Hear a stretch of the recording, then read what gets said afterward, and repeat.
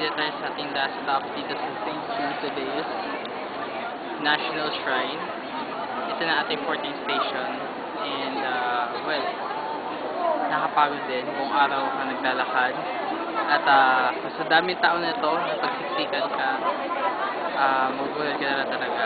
So, iba talaga experience pag ikaw ang harana. Lalo na kung 14 na simbahan na pupuntahan mo.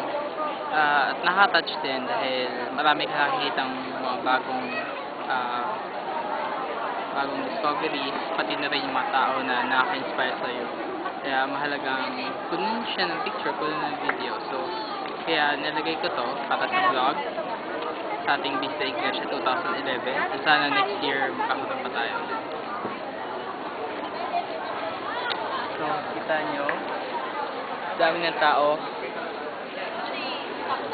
Ngayon ay 11 o'clock, pero ang dami pa rin tao sa labas. So, ganun talaga ka-passionate ang Pilipinas pagdating sa Visita Iglesia.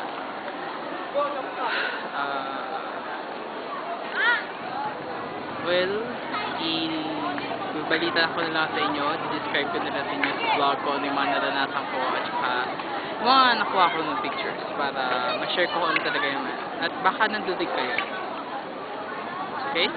So, abangan niyo po sa vlog.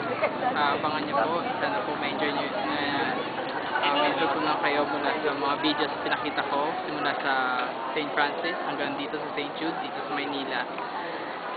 Sa 14 na simbahan na pinuntahan na ko buong araw.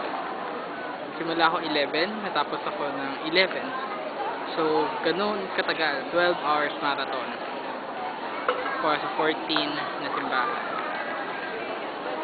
Naman, naka-fulfill. And, masaya. Kayo, kung may story kayo, share it.